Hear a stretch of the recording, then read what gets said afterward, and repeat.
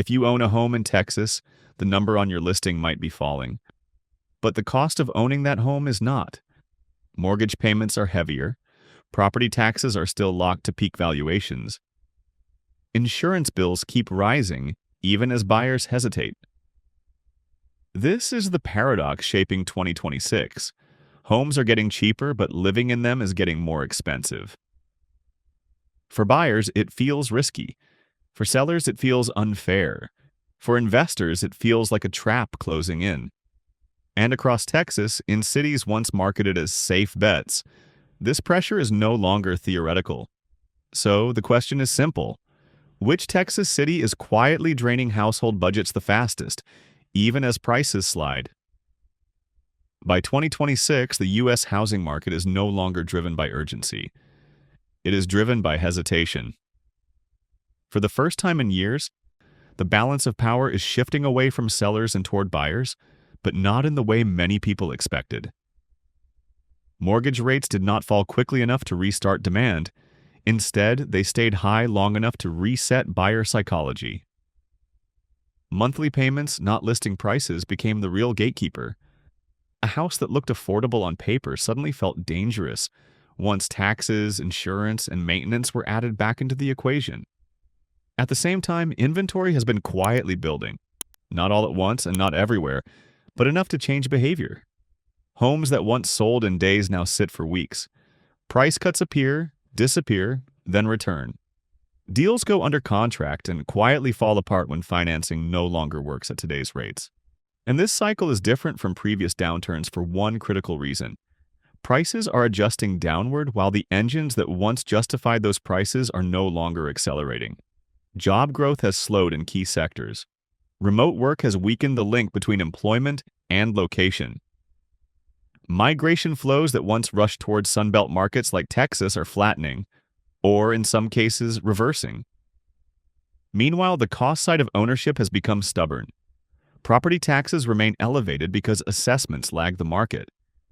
Insurance premiums, especially in states exposed to storms, heat, and flooding, have moved in one direction only: up.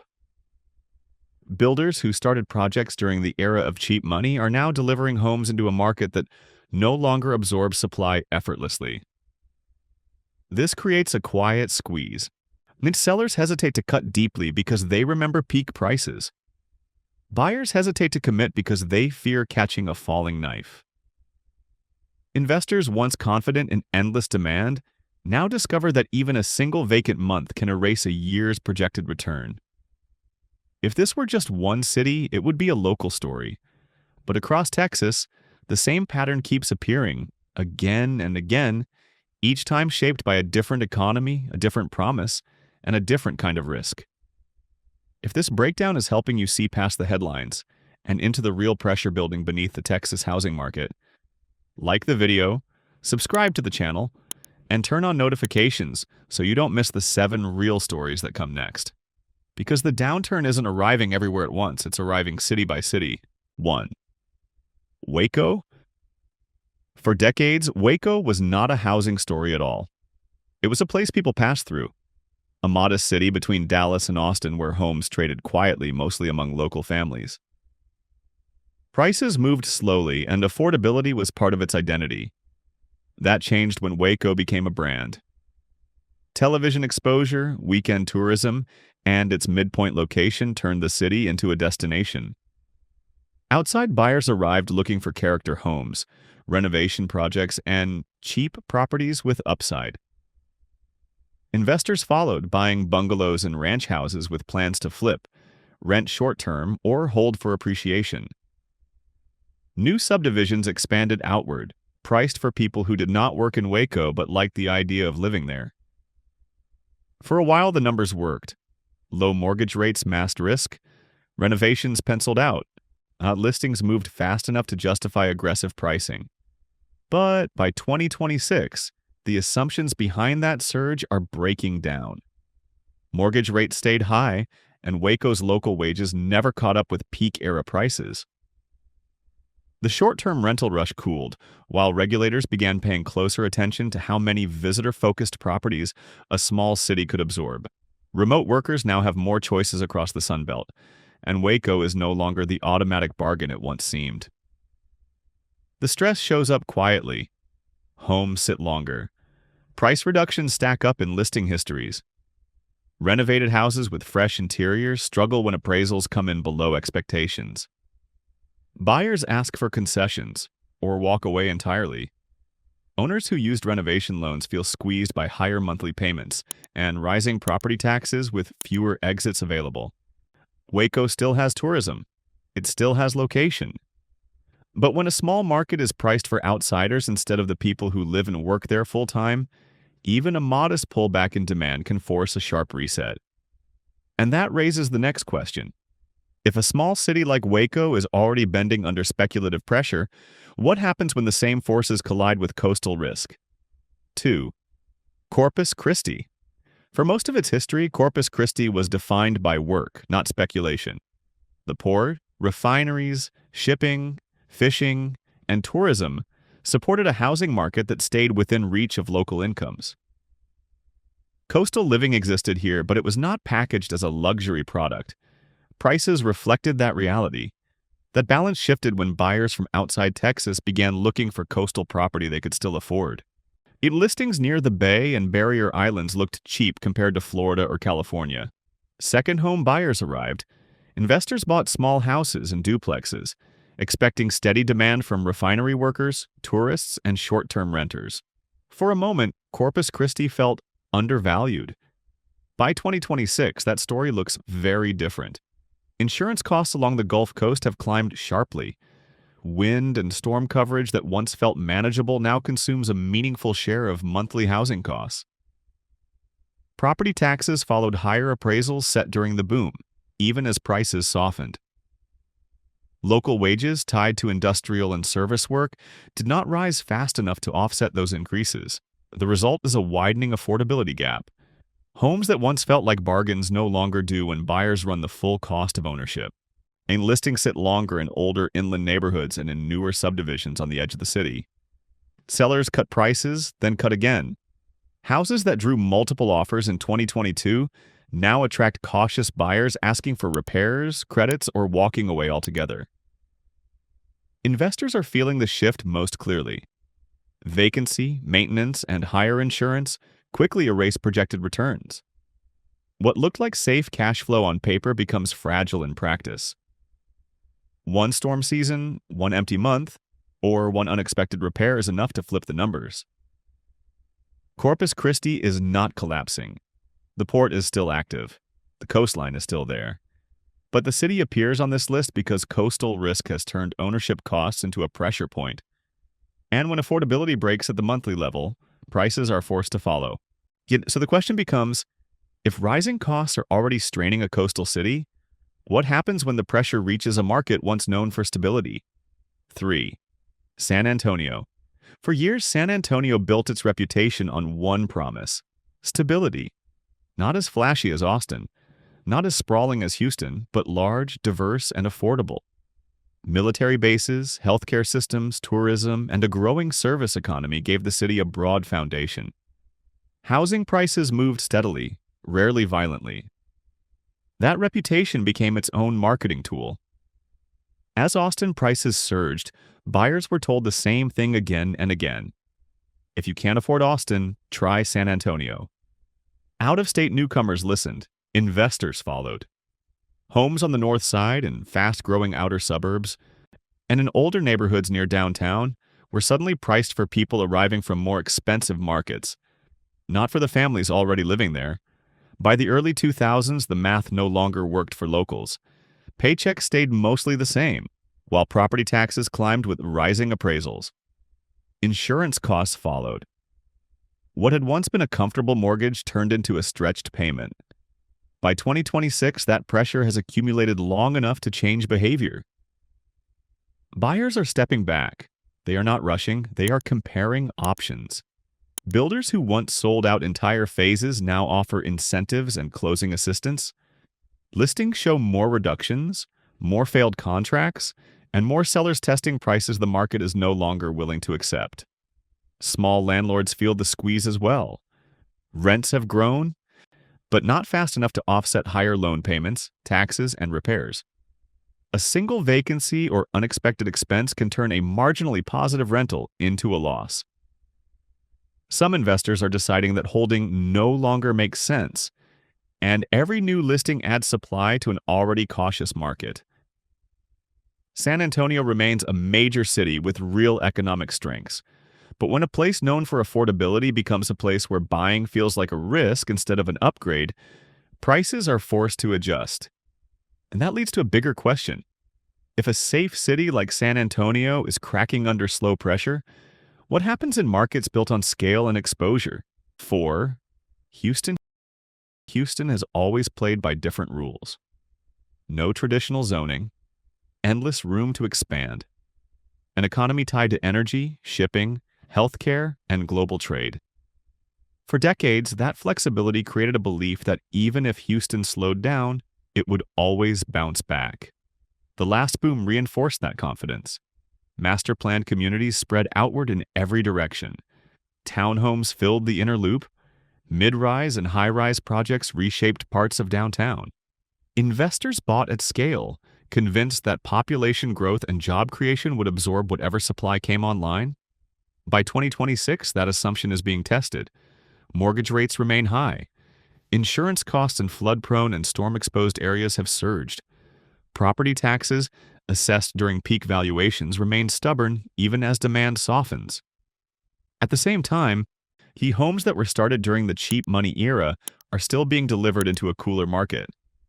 The stress shows up unevenly, but clearly. In certain suburban zip codes, inventory is building faster than buyers are stepping in. Identical floor plans appear again and again on listing sites, each one priced slightly below the last.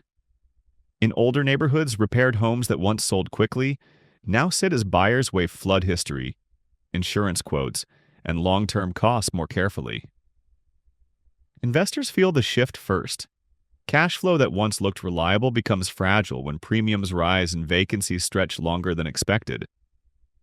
Some owners are testing the market, hoping to exit before conditions worsen. Others hold on, discovering that Houston's size does not prevent localized declines. Houston is too large to collapse all at once. But price declines rarely start with headlines.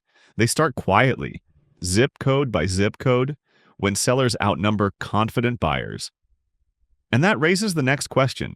If a city built on scale and resilience is repricing at the margins, what happens in places where prices ran far ahead of household limits? 5. Frisco. For years, Frisco represented the ideal version of Texas suburbia. Top-ranked schools, brand new infrastructure, professional sports facilities, master-planned communities promising a complete lifestyle within a few miles. For families relocating to North Texas, Frisco was not just a place to live, it was a destination. During the boom, that reputation fueled aggressive pricing. Dual-income households stretched for 5-bedroom homes on tight lots. Builders raised prices phase by phase, sometimes before construction even began. Investors paid premiums for single-family rentals, confident that high-earning families would always line up for access to Frisco's schools and amenities. By the end of that cycle, the numbers became extreme. Entry-level homes carried jumbo-size mortgages. Property tax bills ballooned as appraisals followed prices upward. Monthly housing costs climbed to levels that only worked as long as rates stayed low and incomes kept rising. In 2026, those assumptions are no longer holding. Higher interest rates have cut directly into borrowing power, even for well-paid professionals. Some major employers are hiring more cautiously, while remote work has loosened the need to live in one specific suburb. Buyers are no longer willing to stretch endlessly just to secure a Frisco address. The shift is subtle but telling. For sale signs linger at the ends of cul-de-sacs. Builders who once relied on waiting lists now offer closing assistance, upgrades, and incentives that were unthinkable a few years ago. On the resale market, price histories show a pattern of gradual reductions as sellers slowly let go of peak-era expectations. Frisco is not facing a sudden collapse. Its risk lies in arithmetic. When a city's housing market depends on nearly every buyer stretching to the limit, even a small pullback in demand can force a meaningful reset. And that leads to the next question. If the most polished suburb in North Texas is starting to bend, what happens in the metro core where brand and reality are already drifting apart? 6. Dallas. Dallas has always sold itself in superlatives. Bigger office parks, bigger highways, bigger suburbs. As corporate relocations poured in and cranes filled the skyline, the belief took hold that Dallas real estate was a one-way bet. If the city kept growing, prices would take care of themselves. During the boom, that belief hardened into strategy. Investors renovated aging homes in Oak Cliff and East Dallas, assuming every block would soon be the next hot neighborhood. Families stretched for new builds far from the core, accepting toll roads and long commutes as the cost of entry. Condos in Uptown and Victory Park sold on the promise that proximity to the skyline would always protect value. By 2026, the shine has dulled. Some headline relocations did not translate into the job growth people expected. Remote work weakened the link between a Dallas-based job and a Dallas-based household at the same time. Property tax bills swelled as peak appraisals locked in high assessments, while insurance costs refused to move lower. The change shows up block by block.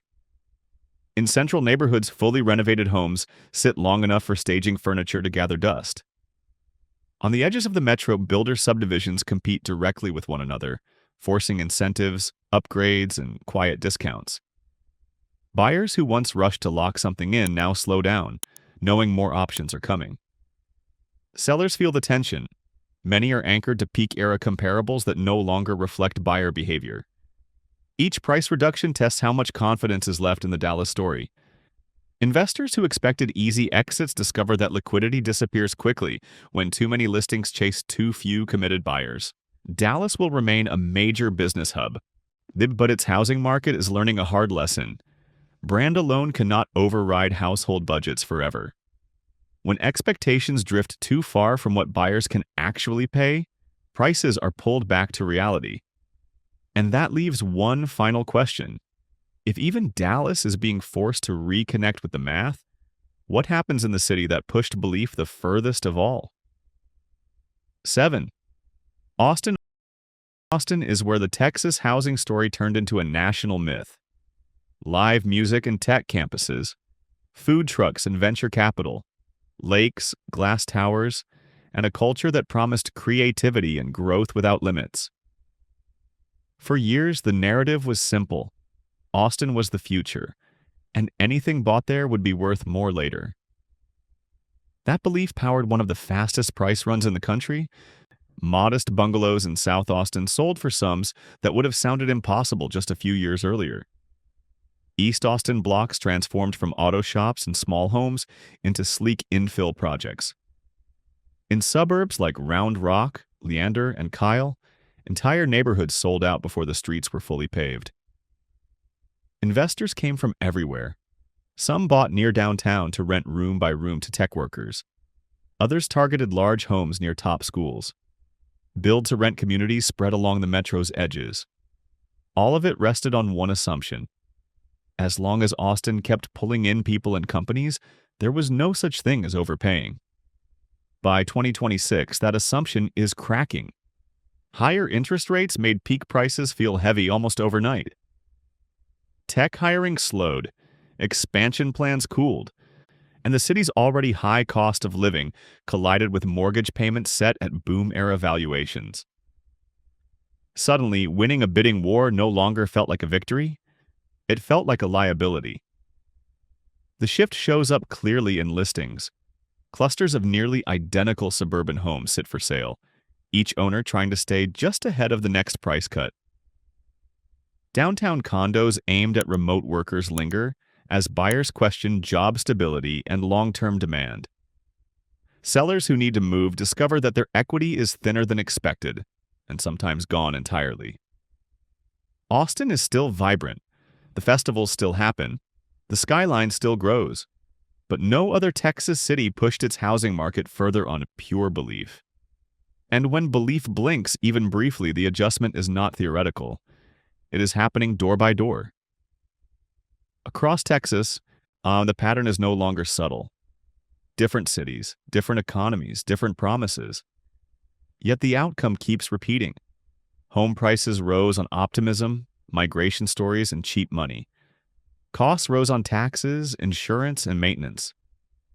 Wages did not keep pace. And when interest rates stayed high long enough to expose the math, the illusion broke. This downturn is not driven by panic. It is driven by limits. Limits on what households can carry each month. Limits on how far buyers are willing to stretch. Limits on how long investors can tolerate thin margins before one vacancy or one repair wipes out a year of gains. The common thread is not geography. It is behavior. FOMO, overconfidence. The belief that prices only move in one direction. The assumption that growth stories replace balance sheets. In market after market, young homes were priced not for the people who live there, but for the people expected to arrive next. Now those expectations are being tested.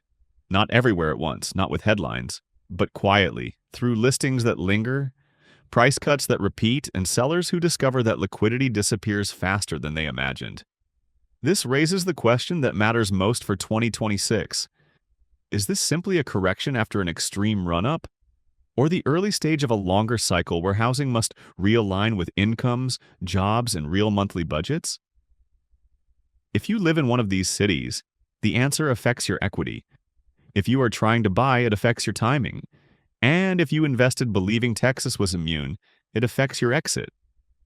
If this breakdown helped you see past the headlines and into the pressure building beneath the Texas housing market, like the video, subscribe to the channel and turn on notifications.